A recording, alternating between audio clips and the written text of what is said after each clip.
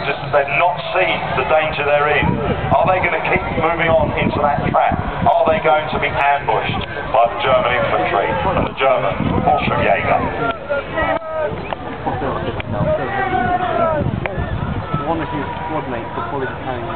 And there we see the Panzerfaust, yes,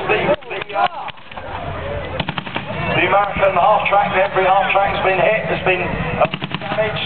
The Americans now realising the danger they're in, opening fire, using smoke as well to cover their position. And the Germans now open up with everything they've got.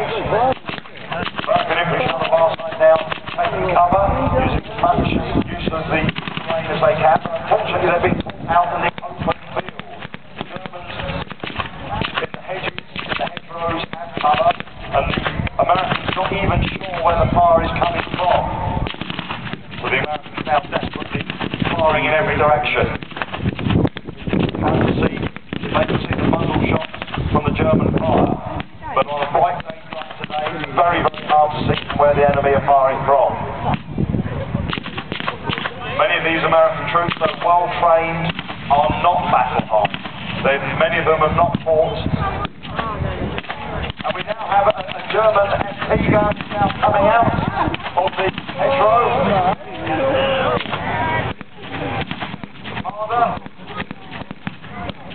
And the Americans only have half-tracks. They have no tanks, no anti-tank weapons themselves, apart from infantry-held bazookas.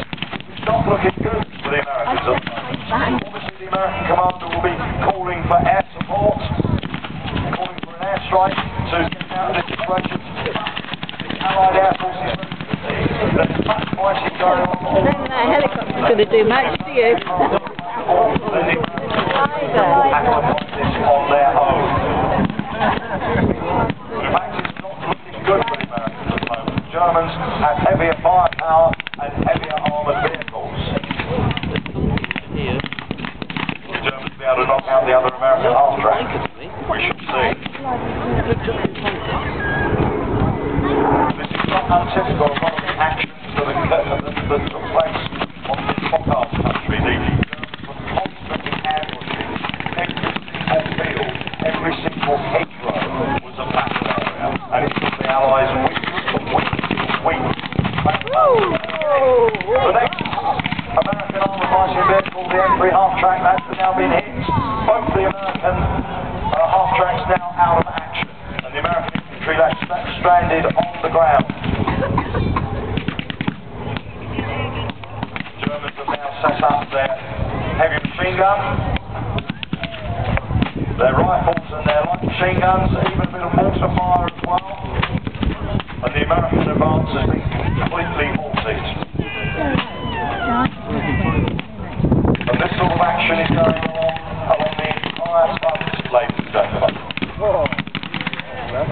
Germans now even getting enough confidence to be able to recommit some of their troops, moving troops from the left hand of their line to the right hand. Some of the Fallschirmjäger there, redeploying. And the fire coming from the American line seems to be decreasing. The German firepower now still holding up.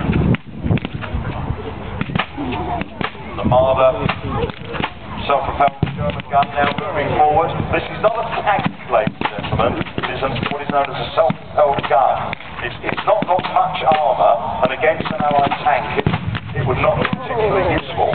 But against these half-tracks, it will easily beat them. Americans have not been able to deploy any of their bazooka weapons to try and take the Marder out. So the Germans definitely holding on here. The US troops looking to the skies to see if there's any air support coming in from either the US Air Force, the US Army Air Force or the RAF. But at the moment the skies are clear. There is no Allied air cover on this particular part of the battlefield.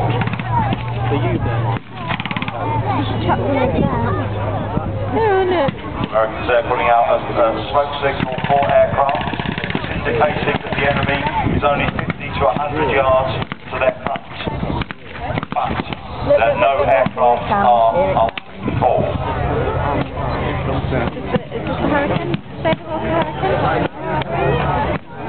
Hurricane. Just remember on Omaha Beach, the Americans took very heavy casualties going in.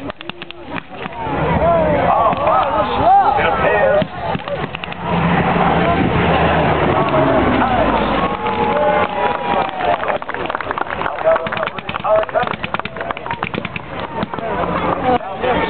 Walker Hurricane. Brilliant. these are our boys. Let's have a cheer.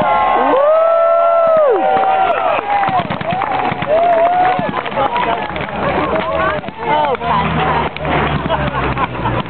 British troops now advancing to give help to their American allies with the air support from the RAF. Now it's the Germans that have some issues, problems. They're now heavily outnumbered. Combination of British and American infantry. We can see the British with their universal long-tracks as well. Comes again. And a scout armoured car as well. Just moving up to the front to see what it can see the Germans. Oh, yes. And there it goes. The RAF doing its best. The German infantry now looking worried. Concerned what to do. Shall they hold their ground, or shall they attack to withdraw? If they move, they will be spotted from the air. And if the air crew then radio that message to the British and American infantry, then the Germans are done for.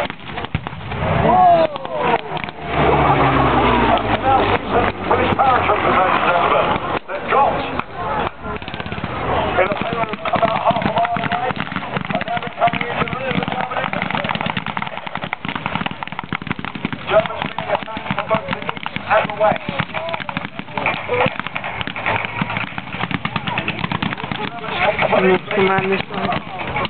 Surrounded now, fighting heavily.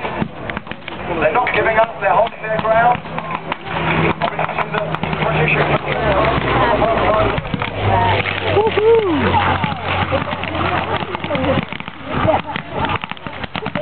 and also I've heard ladies that we have a Mustang, an American aircraft.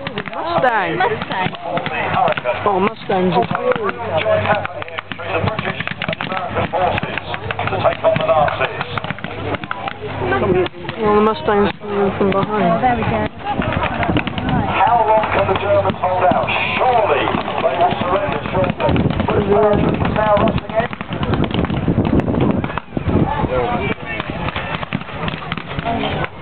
But the Germans still fighting. Yep, there. We can now see British infantry from the far side of the field. And we have a Mustang, an American Mustang aircraft, now coming in as well. The Allied fighters give close support to the ground troops. And this was typical of the way that the ground troops cooperated with the aircraft. They've learned it from the Germans. The Germans have done in 1940. Mining. But it's now the Allies that are blitzkrieging. The aircraft coming in again, ladies and gentlemen.